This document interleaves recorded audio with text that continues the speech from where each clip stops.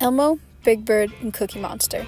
Today, these Sesame Street characters are all household names, but in the mid-1960s, they were all just ideas. Their creation is thanks to the hard work of Joan Gans Cooney. Cooney, a well-known television representative, had the idea of using television programming to educate children, which led to the creation of Sesame Street in 1969.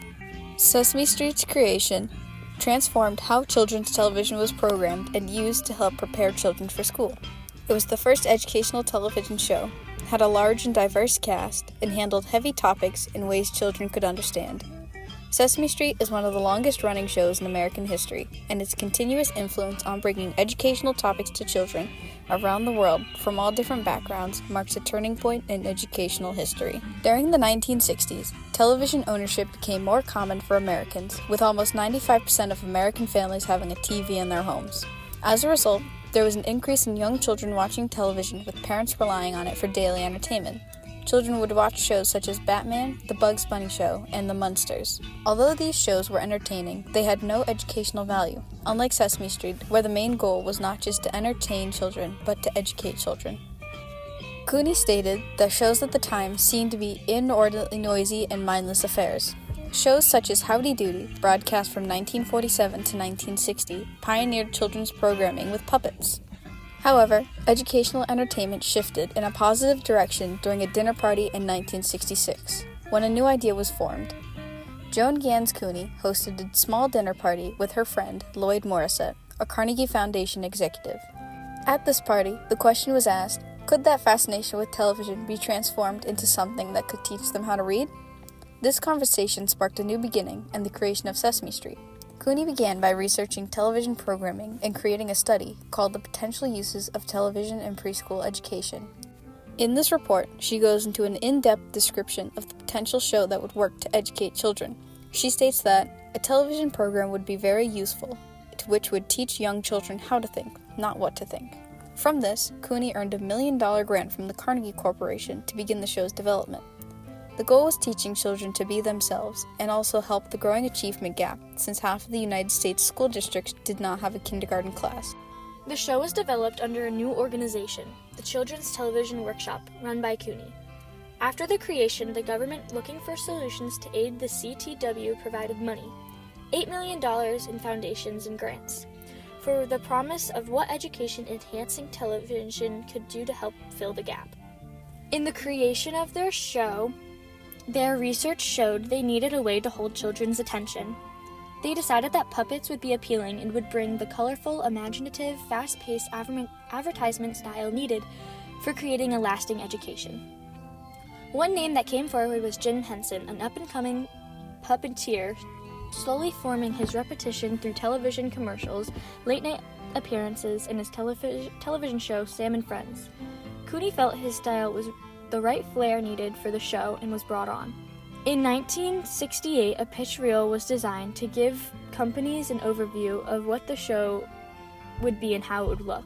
Cooney states, "Time our program goes on the air, it will be the most thoroughly researched show in the history of the medium." Here the title was announced. What are we going to do for a title? Open up new worlds. Street.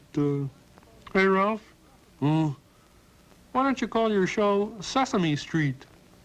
My entire career as a TV educator nipped in the... What was that? Sesame Street. You know, like Open Sesame? It kind of gives the idea of a street where neat stuff happens. Kermit, why, you're a genius! Set in New York City, Sesame Street combines a diverse live cast with puppets introducing characters with different backgrounds, races, and medical conditions. These diverse characters from all walks of life not only educate children on diversity and inclusion, but for the first time give kids the ability to see someone like themselves on television. For example, one character, Oscar the Grouch, lives in a trash can and represents kids from lower income backgrounds. According to the National Museum of American History, despite his grouchiness, Oscar is a valued friend to the other characters on Sesame Street, demonstrating the importance of understanding, tolerance, and diversity.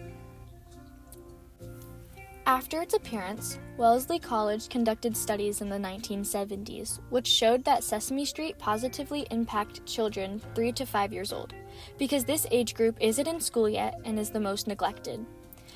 In the 1970s, only 9% of children ages 3 to 4 attended preschool, and only 57% of 5-year-olds attended kindergarten. Furthermore, studies found that children who lived in areas with greater Sesame Street coverage were significantly more likely to be at the appropriate grade level for their age and had improved educational outcomes throughout their elementary school years. While Sesame Street was geared towards children, it contained mature humor that encouraged parents to watch alongside their children. Parents and children watching together gave learning opportunities and teaching moments that helped parents get on the same level as their children. In addition, the programming brought in influential people such as politicians, musicians, and authors alongside puppets, animation, and live actors, giving children a real-world exposure and opportunities to learn more about the people around them. The show gives great opportunities for children to learn about the world and culture. This learning helped children gain empathy and knowledge. One example would be how Sesame Street introduced children to Afro-Caribbean, opera powerhouses, and Latin beats, thus exposing them to diverse musical experiences. Sesame Street makes learning very interesting for children to watch. The reaction from the public was overwhelmingly positive. It was said that halfway through the first season, Sesame Street's public parents, daycare center teachers, station managers, acting in behalf of the children, began persistently asking if the program would be renewed. Sesame Street has covered many hard topics in easy-to-understand ways for kids. They have covered topics like divorce, illness, death, and natural disasters. One example is in 2003. An episode aired talking about the horrific attacks on 9/11. Sesame Street decided to raise awareness on how important our firefighters are and their sacrifices to help our country, while other shows didn't want to bring this up at the time because of the uncertainty of talking about the topic. Sesame Street wanted to address these issues because, as Sherry Weston, the president and interim CEO of Sesame Workshop, the nonprofit educational organization behind Sesame Street, states, "These are scenarios that happen to preschoolers. We have to address it." They want Sesame Street not just to improve school readiness, but improve life readiness. Being the first of its kind, Sesame Street's impact just a few years in was game-changing. Parents were impressed with how it can help the children use the television for better things than just entertainment. After the first year, a report card was produced talking about the success of the show. The Educational Testing Service of Princeton, New Jersey stated that Sesame Street has been sharpening the cognitive skills of poor kids by as much as 62%. Chuck Jones, a famous animator, popular for animating the critically acclaimed Looney Tunes shorts, stated, "Sesame Street opened children's TV to taste and wit and substance. It made the climate right for the improvement. Sesame Street introduced a new way to enter the entertainment field for the greater good of education." As the show became more mainstream, it quickly gained competition with other shows and networking programs attempting to recreate its success. By the late 70s into the 80s, there was a change in the percent of education television programs, such as Mr. Rogers' Neighborhood, Fraggle Rock, and Reading Rainbows, all had educational components, whether it be reading, friendship, or basic educational skills. But it also had its negative opinions associated with the program. States banned the show from airing on television, and multiple parents were complaining about how the show was distracting for children. Mississippi had a vote on banning the show, and the main reason was the highly integrated cast of children.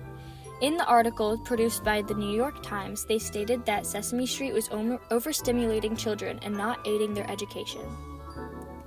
Sesame Street was truly groundbreaking for education by giving children a chance to learn from television. It was the starting point for all educational programs in the future. The hard work and dedication of the people involved, like Joan Gans Cooney and Lloyd Morset, are the reason the show is so successful. To this day, Sesame Street is still entertaining millions of children while teaching them and preparing them for early education. Its most recent milestone was reached in 2019 when the show had been on air for 50 years. Being the first educational show of its time marked a turning point, along with the large and diverse cast teaching lessons and how it would teach hard topics in ways children could understand. Sesame Street marks a turning point in educational television in an influential period in television history.